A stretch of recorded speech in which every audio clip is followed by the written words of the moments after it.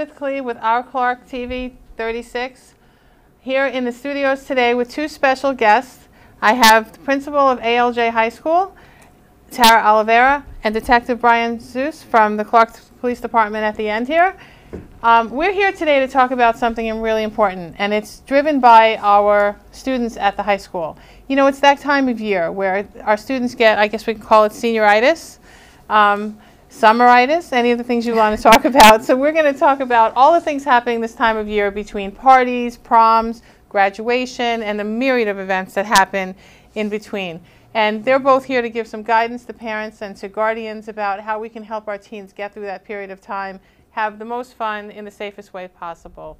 Definitely going to give you some real information here that some of it is probably not going to be a surprise, but some of it is probably going to give you reason to stop and to think, and that's what we hope happens here today. Gives you things to think about, things to maybe talk about with your teenager, and to get through the season. So let's just get to it. What do we want our parents and our guardians to know about student behavior, starting from now all the way through graduation? Because like we just said, there's senior trips, there's senior dinners, there's proms, there's graduation. The list just goes on. Yeah, there's so much. About 2 months ago, we put out a calendar of all the events through May and June, and it's a great thing because our seniors really get a lot of opportunity towards the end of the year. I would say, what do we want to share? Our number one priority is always safety. You know, at the high school, we work closely with the Clark Police Department, closely with the town to make sure that, you know, our students are safe, that we're making good choices. And when students come in the start of their freshman year, we want to make sure that they're making all of the right choices. We have our code of conduct that we ask everyone to follow, our handbook, regulations, policies. And when it gets to the end of senior year, that stuff does not go out the window with senioritis. So what we want to make sure is that as we're going into each of these events, that our seniors are still following all of the rules that they've been doing since the start. And that's the most important thing, so we can have some safe, great events. So what happens if a child somehow gets themselves into some type of trouble, some type of hot water between now and graduation? Yeah. I mean, can it stop them from graduating? Do we have, or maybe not participating in certain events? Like, how does that work? Right. So I think it's more participating in certain events. What happens a lot is, you know, if we're coming up on something, say a student does something that's inappropriate or against our code of conduct and they get suspended, for example. Just because it's this senior trip tomorrow doesn't mean that that suspension doesn't occur. So you could lose out on certain events up to and including graduation if anything happens that's outside of the scope of what you're permitted. So behavior matters, attendance matters. We have different contracts for some of these events that are coming up, but within all of those, we make sure that anything that's a sanctioned school event, a trip, a dinner, prom, you know, we have to make sure that we're abiding by all of the rules that we lay forward. Okay, great. This might sound like a weird question, but does it matter if those infractions are like at school or outside of school? It's not a weird question. That's actually a great question. Okay. So there's a couple different parts to it. So firstly, we have a memorandum of agreement with the Clark Police Department. So if things happen outside of school, if it's something that affects our students, we have you know, agreement that they share information with us, and we conversely can share information with them. So we do find out when things happen outside of school as well. Not that those things can necessarily be punitive, but it's more an aspect of support, but we are aware of them. As far as events, anything that, again, is a school-sanctioned activity, even if it's not in the physical building, if it's something that the school is authorizing or something that our students are a part of, it could be going to an athletic event. It could be, again, we keep saying these trips, but going on a trip. Our students are going to Sandy Hook towards the end of the year. If something happens there, you know, a lot of things can happen. It doesn't have to be in our physical building. So it could be outside of school or not in school as well. Detective, the memorandum of agreement, that's what you called it? Is that something common, like in most school districts? Yep, all schools statewide have it. It's an agreement between the police department and schools. It outlines pretty much the do's and don'ts with the kids and what we're expected to do, what the staff is expected to do at the schools. And it's just a shared agreement that we have with the schools that we speak to. You know, if something happens, it's just a way that we get information out to them, and likewise they get information back to us. So how do parents and students become aware that that exists, that agreement exists between the schools and the police department? Yeah, so it's something like Detective Sue said, really exists in all New Jersey schools, but it's something that's board approved yearly. And as it's updated, there's different approvals from that as well. So that's something that comes out that way. But we talk about it frequently as well. I think any times that I have conversations with parents, I do bring that up also. But realistically, it is something that's approved on a yearly basis. Awesome. So let's talk about the highlights of the season, right? So things like prom is coming and all the parties that go with the before prom parties, the after prom parties, the graduation parties. We could start, you can each say whatever you'd like about this. I don't know who wants to start, but what advice do you have for parents and guardians about how to just get our kids through these events in a healthy, fun, safe way? Like how do we guide them down the right path? As a parent, what would you say to our parents? Want to start, Detective? Sure, yeah. Well, you just said it, safety. I mean, you're going to hear that word a lot. I know Tara just spoke on it, and I'll mirror the same thing. You know, our ultimate goal is to keep the kids safe. You know, we're not trying to be like, you know, the fun police here. We understand that it's a celebratory time of year for them. We're happy for them, first and foremost. You know, we know these kids work very hard to get to where they're at, and they want to celebrate. They want to, you know, celebrate their accomplishments, and that's fine. We you know, you got to cherish these moments, but you have to be safe about it. You know, if you're going to be either at a party in the Clark area, or if you're going to be traveling down to the shore points, you know, to rent a house or whatever it may be. You just have to be safe and responsible about it. You know, I've had a lot of these kids since 5th grade, you know, and I teach them in DARE. A lot of these principles, you know, about being safe and how to do things in a safe way. You know, you've seen over the weekend, you know, this past weekend, we just came out of Memorial Day weekend. There was just a lot of turmoil down the shore, you know, Wildwood, Ocean City, Seaside. You know, these kids have to remember it's not just Clark kids that are going down the shore to celebrate their prom season or end of the year season. There's kids from all over the state, the tri-state area really, that are going down to that area. It's a very densely populated area during this time of year. And when you put that many kids together, and then sometimes you add alcohol, maybe even drugs to the mix, you know, you're throwing gas on a fire, you know. So we want to make sure that they're safe and, you know, they do everything in a responsible manner. You know, and ultimately they graduate and, you know, go off to college and have happy and productive lives. I think communication is a big part of that as well. Making sure that parents are communicating with their children, that they have a plan of, you know, how they're going to reach out to each other, you know, a check-in perhaps, or, you know, if their child has an issue, do they know that they're going to be able to reach them? How? You know, and having just a plan and an idea so that you can communicate back and forth, knowing where they're going, who are they going to be with, you know, if they're going somewhere else or even if they're local. Who are they going to be with? Who are your points of contact? And having those conversations ahead of time. If they do choose to go out, you know, and do something after prom or after graduation, you know, having those conversations, I think is a big part of that safety. You know, when you were just saying that, it makes me think that a lot of that, like you say, communication, it sounds like it's not like don't wait till the night before. Yes. Don't wait even till the week before. It sounds like these may be conversations that have to happen several weeks ago, and you better hope that this has been happening throughout their childhood, that you've raised them up that way. But it does sound like a sure bet to make sure you're talking to them ahead of time about these types of things. Have you ever talked to parents, Detective Soos, about like almost role-playing, like if you get into a tough situation with a kid? Like, is that a way of doing it, or do you just, how would you suggest I approach my child about, oh, I don't know, if they feel like someone's acting inappropriate with them, be it, you know, a young man, if I had a daughter or something? Do you role play with the kids? Like, what's the best way as a parent to sort of talk to them? It's so much role playing, Elizabeth, but it's more, you know, you have to have that tough conversation with these kids. And you just said it, you can't start being a parent, you know, with a week left in school. You know, that's something that's done throughout their childhood. But you have to have those tough conversations with them. You know, you have to talk to them about, again, you know, the drugs, the alcohol use.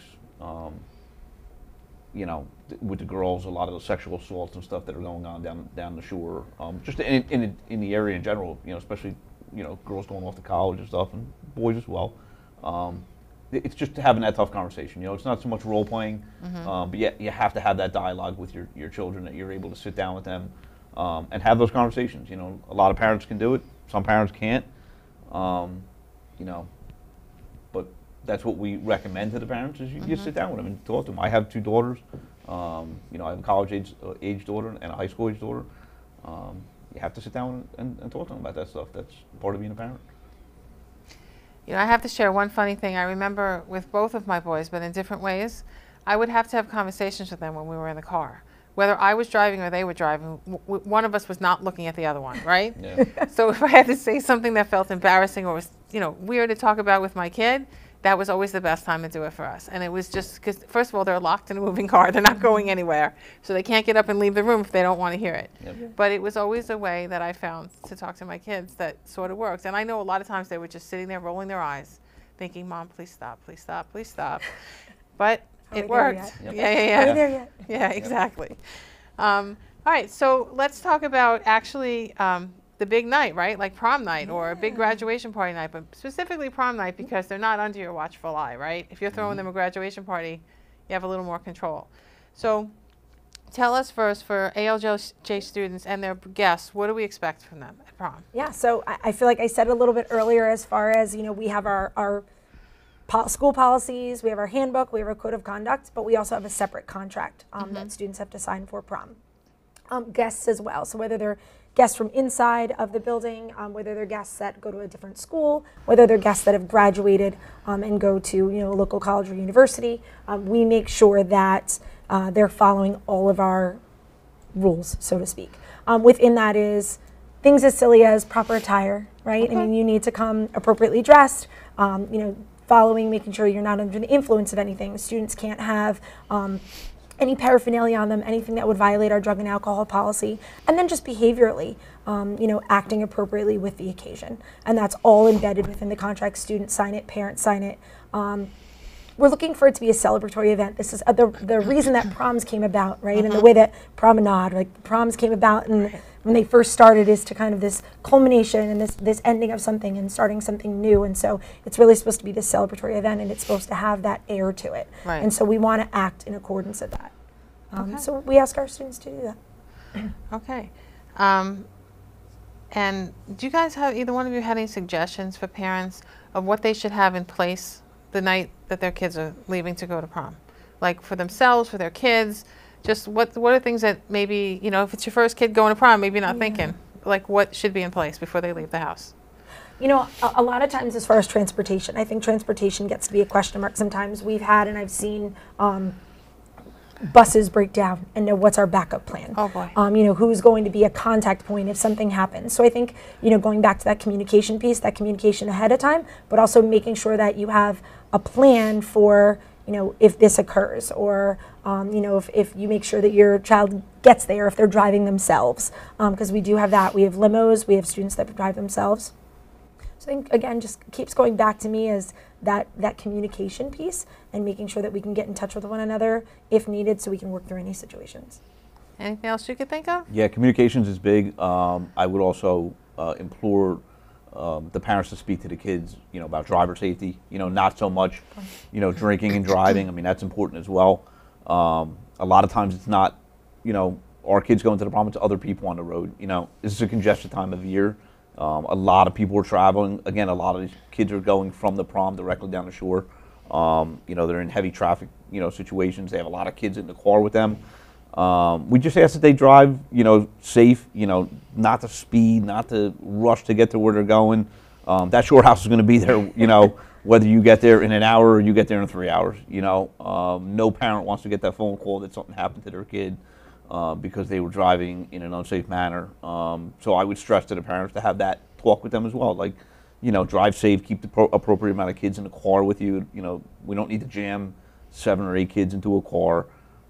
You know, kids will get down there, you know, whether you have to take 2 or 3 car trips down, everybody's going to get to where they have to go. And again, like I said earlier on, safety is the key here. You just want to get from point A to point B in a safe manner, you know.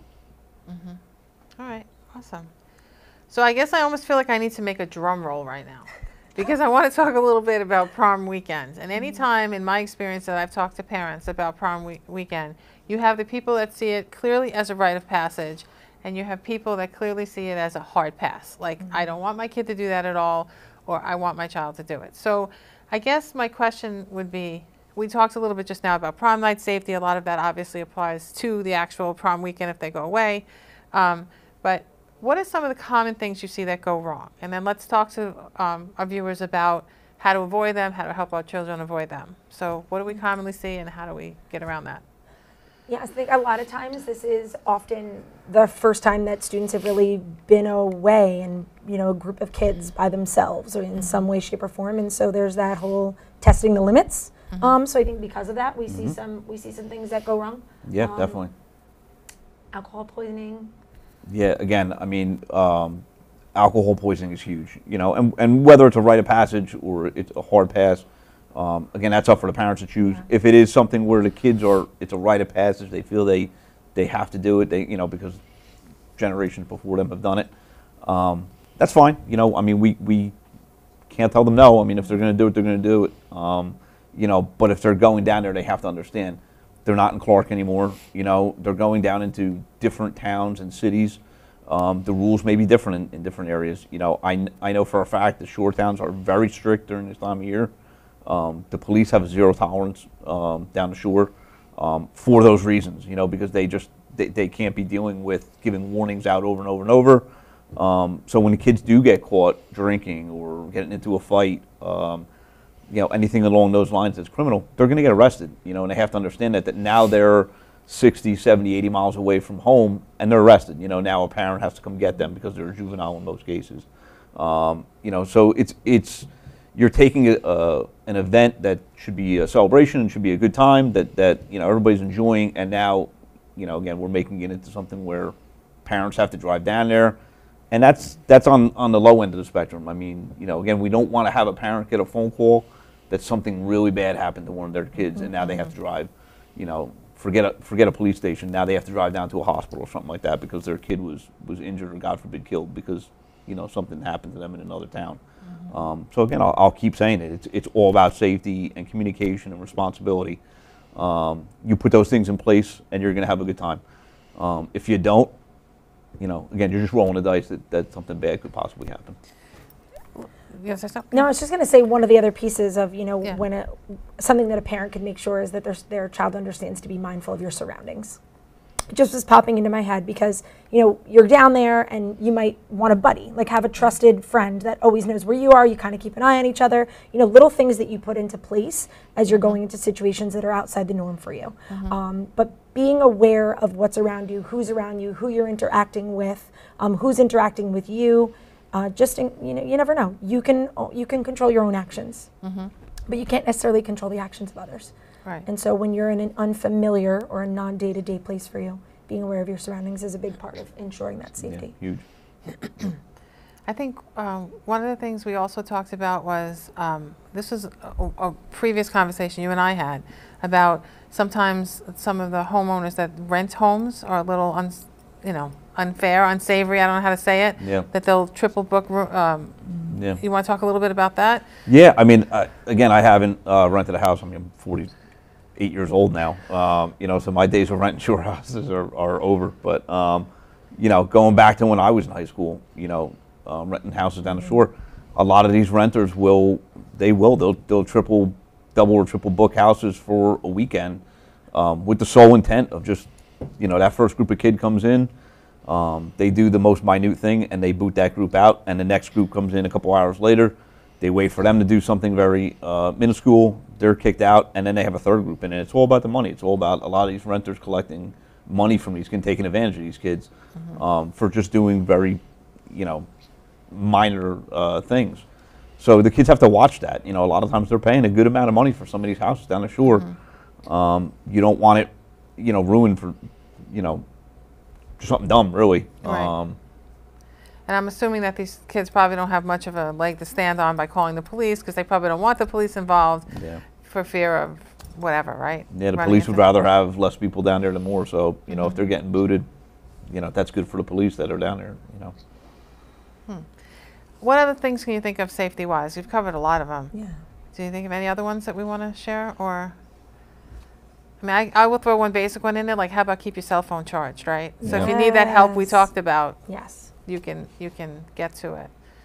Any other things we can think of? Just go back to that communication piece, knowing where your child is going if they're going somewhere, even if it's local and it's a friend's house. Know where they're going, when they plan on arriving there, and just having a plan. I think having a plan, if if that's something that you choose to have your child go out, and for celebratory part of it, having a plan. And I think that goes with in-school things as well as out-of-school things. Having a plan is a big part of it. All right. So for the parents that maybe said hard pass on the weekend, Yeah. maybe they're going to throw a party at home with their kid, let their kid have their friends over and stuff. Can we talk a little bit about the responsibility, whether I'm throwing that home party or I let my kid go down the shore? Like, where are my responsibilities as a parent for either place? Yeah. Yeah. So I mean, if you're if you're down the shore, if you're allowing your child to go down the shore by themselves, again, you're putting a lot on that child. You're expecting them to know a lot and do a lot. That comes down to the conversation piece that Tara talked about. Having that communication with your kids. If you're one of those parents that wants that hard pass and you don't want your child to go down the shore, you're more likely to have them stay home and have the party here. You have to understand that if you're the host, you're bringing people into your home. You're responsible for those kids. So if those kids are coming over to your home, and maybe they're drinking or they're just acting like they would maybe down the shore, but they're just doing it a little bit closer to home, you're responsible for them. So if something happens to them, that's going to fall on you. That's going to fall on the parents. It is a crime, for parents to provide alcohol to minors. There's also township ordinance and stuff and things that we have in effect as well. So we would implore parents to not do that. But again, all we can really do is put that information out there, and hope that the parents make safe and responsible choices when it comes to hosting those graduation parties. Again, like I said way back in the beginning, we're not trying to be, dampen the fun and ruin a special time of year for the kids. We want them to have graduation parties and celebrate all their accomplishments, but we just want them to do it in a safe and responsible way. I think that's the biggest point, right? We want them to enjoy it. We want them to celebrate. These are all great things. This is a great time of year. It's a great experience for everyone that's involved, parents, family, students. Let's enjoy it, but let's do it the right way. Great. Is there anything else you want to add that I didn't think to ask either of you, or? No. I would say don't be in a rush to grow up so fast. Yeah. Enjoy your teenage years. Enjoy these moments now. When you go off to college and stuff, there's going to be plenty of times for you to go out and kind of let loose. But enjoy your teenage years. We like I said before, these kids have worked very hard to get to where they're at. We're very proud of them. Don't be so fast to grow up. It'll come. Things will come in time. Enjoy these moments, make these memories. Yeah. Right? I think there's some hit songs happening right here. Yeah, I think That's our next. Yep. Our next. I'll start going a group here. cappella if you want. There you go. Well, actually, you said that'll be our next. I would love That'll be our to next tell session. you guys anytime you'd like to I come don't think back. anybody will watch that if I sing, but that's fine if you want me to do that. Anytime you want to come back and talk about other topics related to high schools or any level of school, because I know you manage to work with a lot of our kids here in Clark. Absolutely. We'd love to have you back. But thank you so much for coming, both of you. Thank you for having Thanks for having us, Thanks Elizabeth. so Yep, much. absolutely.